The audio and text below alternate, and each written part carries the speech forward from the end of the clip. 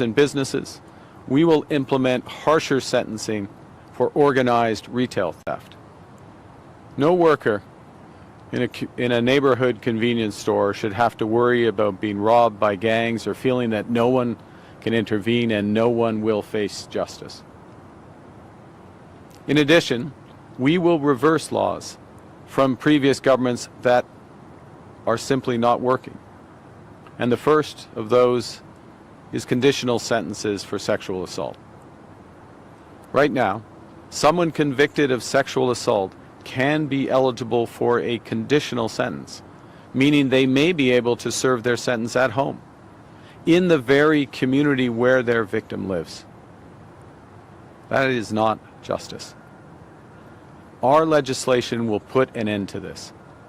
If you commit sexual assault, you will serve your sentence in a correctional facility.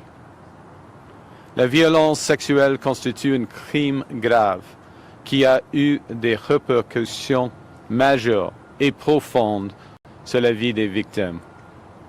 Les victimes d'agressions sexuelles ne devraient jamais avoir à croiser leur agresseur dans la vie de tous les jours, que ce soit à l'épicerie, lorsque se rendent au travail ou ailleurs dans leur communauté. C'est pourquoi notre gouvernement veille à ce que les délinquants sexuels purgent leur peine dans un établissement où leurs victimes sont à l'abri de tout danger. The second major change I'm announcing today is that we are delivering on our election commitment to hire 1,000 new RCMP personnel across Canada. Because tougher laws are only one part of safer communities, we also need the people and the resources to enforce those laws. With this significant investment, the RCMP will have the investigative and technical capabilities required to work actively with municipal and provincial police services, such as on critical national security issues, including foreign interference, violent extremism, cybercrime, organized crime, and online child sexual exploitation. This funding will also include hiring 150 RCMP personnel specifically dedicated to investigating financial crimes, targeting money laundering networks, organized crime, online fraud, and the recovery of illicit assets. Financial crimes take many forms, and they are rising with devastating impacts on millions of Canadians. Retired Canadians who spent a lifetime saving carefully are losing thousands of dollars in seconds, sometimes just for answering a call from the wrong person. Des ressources pour les GRC, de protection pour les Canadiens et Canadiennes. These new measures will keep violent criminals and repeat offenders off our streets. They will protect the people we love, and they will deliver the justice that Canadians deserve. You know, earlier I spoke about the two lessons that Canadians have learned from the past year. First, that we must focus on what we control, and second, that we have to look out for ourselves. But there's a third lesson. We have to take care of each other. And that means empowering everyone in our country to have opportunities to get ahead. It also means taking care of each other. And that means making our communities truly safe by tackling the root causes of crime. Par des investissements dans la santé mentale, le traitement des dépendances, le logement abordable et des programmes destinés aux jeunes à risque. Ce genre d'investissement permet de briser le cycle de la violence et d'aider les gens à trouver leur voie. We are building communities across Canada, communities with homes that people can actually afford, providing services people need to help break the cycles of poverty and violence, and the support for those needed the most.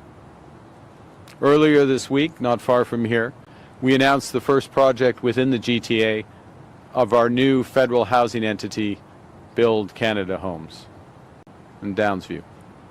This development will start by delivering 540 factory-built housing units with at least 40% of those being deeply affordable. And ultimately, it will catalyze the construction of over 63,000 new homes in the Downsview area. Et, en ce moment, à Kananaskis, en Alberta, le procureur général du Canada, les ministres de la Justice et de la Sécurité publique se rencontrent pour poursuivre cet élan et tracer la voie à suivre. Ce travail va se faire en partenariat avec les provinces, les territoires, les municipalités et les forces de l'ordre local, parce que, pour être efficaces, nos solutions doivent refléter la réalité des communautés dont nous sommes au service. So let me conclude. The world is more dangerous and it's divided.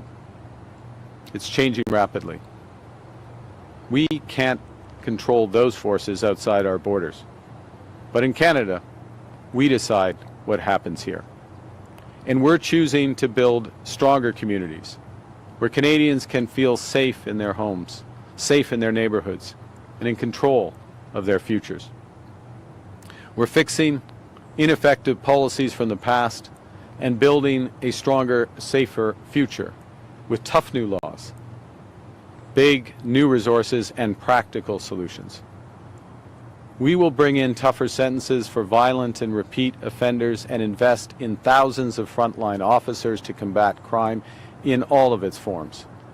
We'll secure our border and protect our sovereignty. We will protect our communities and our way of life. We'll protect your safety and the people you love. And we will build Canada strong. Thank you very much. Merci beaucoup. I look forward to your questions. Thank you, Prime Minister.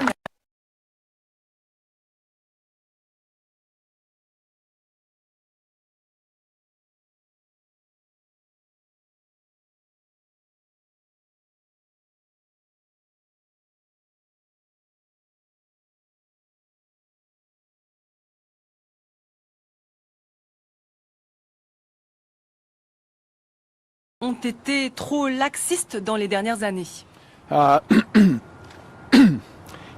Merci pour votre question.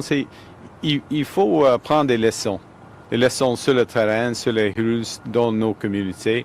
On travaille dans une étroite collaboration avec les forces de l'ordre, les provinces, les territoires, les municipalités. Oui, on prend des leçons. Et par exemple, en ce qui concerne de renverser le fardeau de la preuve dans les situations de libération sur la caution.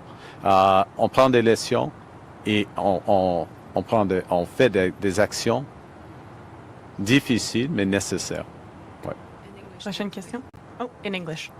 The question, we work closely with law enforcement, with municipalities, with provinces, and we take the lessons from what's happening in the streets, in our communities, in our cities, and we're making changes.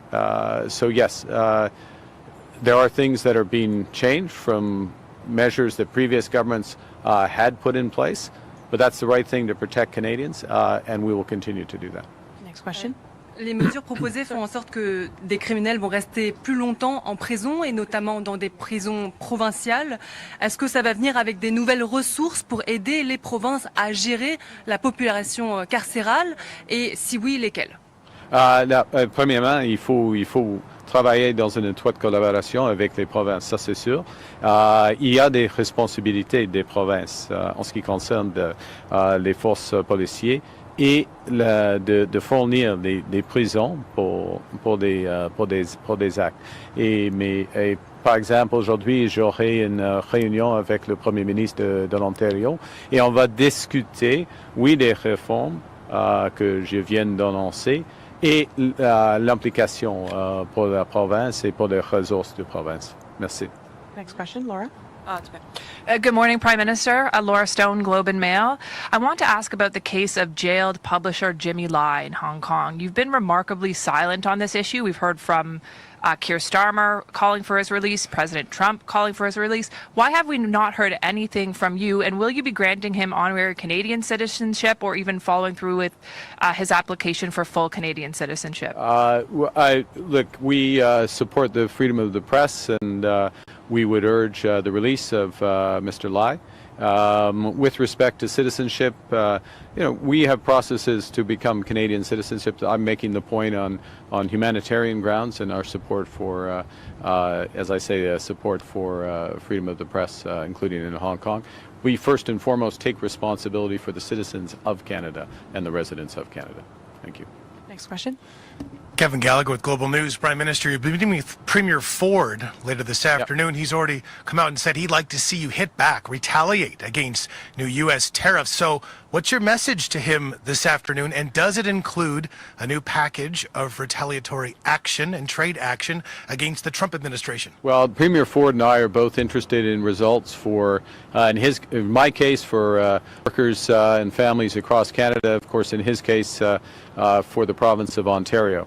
And we're looking to work to those ends as constructively as possible. Right now, with the Americans, we're engaged in deep negotiations, intensive negotiations on several sectors of the Canadian economy: energy, aluminum, and the steel sector. The steel sector is across Canada, but the bulk of the steel sector is right here in Ontario.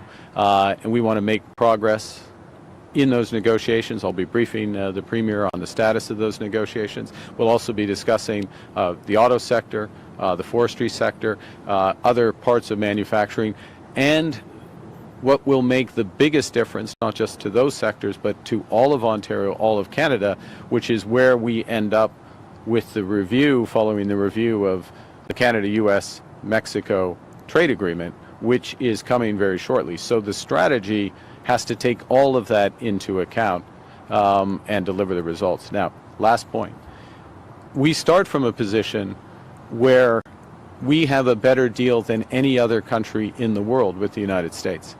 85% of our trade is free, with the exception of Mexico, which has significant free trade with the United States. The deals the Americans have signed with everyone else has tariffs on the core of the trade, and then higher tariffs on the strategic sectors. So we're starting from this stronger position. But we're also very acutely aware and very focused on the fact that we can make it better. And so we will do everything we can to make it better. There's times to hit back and there's times to talk, and right now is the time to talk. En français, c'est le moment d'avoir des discussions. Nous sommes dans des négociations intensives en ce qui concerne les secteurs de l'acier, l'aluminium et de l'énergie. Et ce qui va être le plus important, ces négociations-ci seront importantes pour la province de l'Ontario et le Canada dans l'ensemble. Mais ce qui va être le plus important, ce sera la revue de l'ACM, l'accord entre les États-Unis, Canada et le Mexique. Good morning, Prime Minister. Megan Fitzpatrick from CBC News. This is actually a question for Commissioner Duhem, if that's okay. Okay, he's very capable, yes. Would you like me to step aside? Yeah, there you go. Sorry, sir. I'll just... This is a question on behalf of my colleagues in our Parliament Hill Bureau. Commissioner, in a recent interview, the Leader of the Opposition called the leadership of the RCMP despicable when it comes to enforcing laws against the Liberal government, and accused your officers of covering up for former Prime Minister Justin Trudeau in the SNC-Lavalin affair. What's your response to Pierre Poilievre's comments, and have you ever faced political pressure from the government to not pursue charges? So I think we've talked about SNC-Lavalin quite a lot under the previous government, and I think it was clear that there's no interference. I don't take any orders from any political individual. And as far as his comment with regards to senior management, I would invite M. Poilievre to meet with us and to meet with the people who run this great organization, 32,000 strong. So, Next question. To the Good morning, Prime Minister. Barbara with iPolitics. Just passing along a question from my editor, Marco Vigliotti. So Stellantis threatened to pull out of the Nexstar project in Windsor back in 2023 because the U.S. passed legislation allowing for even more generous subsidies. I understand they were not Prime Minister then, but it seems like these contracts are not terribly binding on the automakers. No. So is it a mistake to broker deals promising billions to companies to build here, knowing that experience suggests that they can just flee or demand more cash without much in the way of consequences? Okay, well, first off, I know you're passing on a question. You can pass on this answer back to your editor. That's not a fair, an accurate description of the contract that the federal government signed with Stellantis and their partner LG. There are undertakings in that contract for the Nexstar battery that relate not just to the completion of that, but to the undertakings here in Brampton, not far from here. So there is exposure of the company if they were not to follow through with those commitments for Brampton, restarting Brampton, the employment in Brampton, related commitments to their Windsor activities. Let me say, so the premise of your question is categorically wrong with respect to the federal government, full stop. But let me also add that I spoke with the global head of Stellantis 2 days ago. In advance of the announcement, just in advance of the announcement, I expressed disappointment on their decision to shift where the Jeep production was. I reminded the global CEO of those undertakings and that partnership that's been there. I received assurances from the global CEO of two things.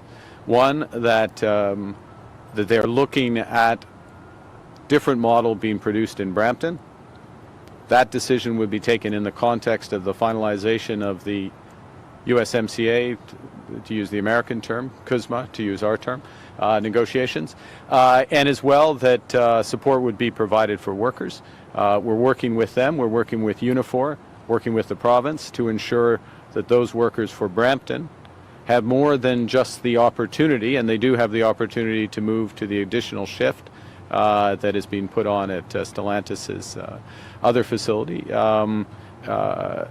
But because there's 1,500 jobs coming with that third shift there, but also that they have comparable support to what they receive at present while the Brampton factory is idle. So.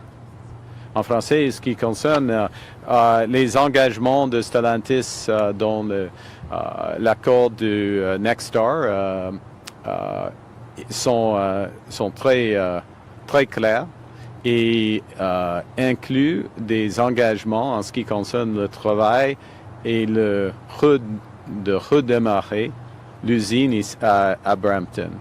Premier point. Deuxième point, j'ai eu une longue conversation avec le PDG de Stellantis, le PDG global de Stellantis mardi après-midi avant l'annonce.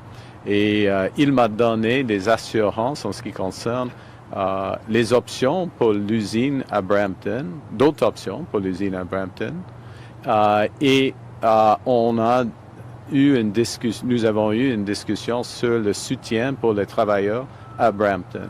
Il y a deux options à ce moment-ci pour les travailleurs. Une option, c'est de travailler à une autre usine de Stellantis. Et la deuxième, que nous travaillerons avec Stellantis et l'UNEFOR, le syndicat et la province, l'Ontario, afin d'assurer que le soutien pour les travailleurs reste la même que maintenant, qu'avant l'annonce de Stellantis. Ça marche? Hi, Allison Hurst, CTV News. China's ambassador to Canada has said that if you lift the EV tariffs, China will lift its canola oil tariffs. Will you, or canola tariffs? Will you, yes or no? And China is clearly exploiting the canola sector's reliance on its export market. Wouldn't it be naive to expand the trade relationship with that country, given that? Well, there's a lot packed into that question, but let me take the last bit and build out from it, which is that we get a lesson from the trade actions of the United States over the last this year. Trade actions such as the canola tariffs that you just referenced, the danger of overdependence on single trade partners, first point. The second is that in those contexts, we have to look for alignment of incentives and interests as much as possible. That's where it's possible and responsible and fair to workers and fair to our future to have deeper relationships. And that's part of what we're doing with the United States, is Canada determining where can we trust the United States through ups and downs, and in what areas can we do that, and where should we have that exposure. It's a similar process with China. We are restarting broad engagement with China. I'll make a point. I met the Prime Minister, the Premier of China, a few weeks ago. That was the first meeting between the head of the Canadian government and a senior, either the Premier or the President, in 7 years of China. This is our second largest trading partner. And so when you have that, and there's reasons for that, but when you have that situation, you end up with these dependencies and these exposures. So to get back to the first part of your question, we have a broader trading relationship with China. There are different levers that we have, or opportunities that we have for China in Canada. And we are in the process of having those discussions on a much broader range of issues than single sectors and single trades. And when we look at the auto sector, we take into account the dynamics with the United States, the ongoing negotiations there, and what the potential impact is. So, last point. I met the Prime Minister, the Chinese Prime Minister, a few weeks ago. Our Foreign Minister, Minister Anand, is arriving in Beijing basically as we speak, and will be meeting with her counterparts. And I expect to meet the senior Chinese leadership in the coming month or so, and we'll continue those discussions, and we'll see where the trade relationship evolves. Thank you. Next question. Yes or no, though? Are you considering it then, lifting the EVs? Like that's the Look, I gave you a proper comprehensive answer to that.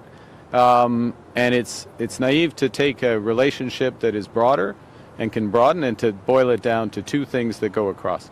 There's a deeper set of conversations that are going on. It's not that simple. Nor is the relationship in the auto sector that simple as just open a door here with China with no impact on the relationship with the United States and the impact on activity here in Canada. Next question. Hi, Monique Malima, Bloomberg News. Bank of Montreal CEO Darryl White said yesterday that Canada's tax system is absolutely not competitive. Do you agree with this, and why or why not? I disagree with it, and it'll be clear in the budget the competitiveness of the Canadian tax system, including relative to the United States for investment. This is a budget that is going to support generational investment in Canada, scale of investment that we haven't seen for decades, and that will include a highly competitive corporate tax system. There is a difference in terms of the choices that Canadians have made consistently over time in terms of the personal tax system and the balance of the social model in Canada, the support we give to each other, and broad brush, that aspect of our tax system will continue. But in terms of corporate competitiveness, look, this is a government that cut the capital gains tax in the first week of the government. We're well aware of what the relative effectiveness, relative tax rates are in investment, and we'll make sure that they are competitive in the budget. Next question. Hi, Taranjit from Red FM. Some people have expressed concerns that individuals from different countries who are on asylum or are on different visa programs and are committing serious crimes in Canada are not deported quickly. Is the deportation process for such case being expedited, or are there plans to make it faster? The short answer is yes, there are plans to make it faster, make it better resourced, and to improve the tracking. That's part of a broader set of reforms that we're making to the immigration system here in Canada. But thank you for the question. Yeah. Time for one last Hello, question. Prime Minister. Mark Ramsey with the Toronto Star. How confident are you that the criminal code measures that you're announcing today won't be struck down by courts? For example, the Supreme Court in 2022 ruled against consecutive sentencing for murder, saying that it violated the charter right against cruel and unusual punishment. And what would you do if the courts go against these new laws? Well, let me answer the second part first. We will follow the courts. We will follow Supreme Court rulings. This is a government that believes in the rule of law and will fundamentally defend the rights and liberties of Canadians. That's the fundamental point. But the second point I want to go to, which is the measures we're announcing today, I'm announcing today, and the Attorney General, Minister of Justice will table in the House within the next week. They are the part of a process of very careful deliberation. We want to toughen bail. We want to reverse onus. We want to end conditional sentencing, for example, in sexual assault. All the things that I listed, and including consecutive sentencing, the possibility of consecutive sentencing in certain cases. Okay. We have done that in close collaboration with the provinces and territories. There have been a series of discussions amongst the equivalents of the Minister of Justice. They're called different things in the provinces sometimes, across the provinces and the federal government over the course of several months, with law enforcement, with stakeholders, with other groups, with constitutional experts. And this is part of the difference, for example, of a proposal that was made by the Conservative government a few weeks ago, which did not benefit from any of that, introduced a number of measures that nobody, or the core of law enforcement, the core of provinces, others, did not ask for, would not be, in our judgment, in many cases, withstand constitutional scrutiny.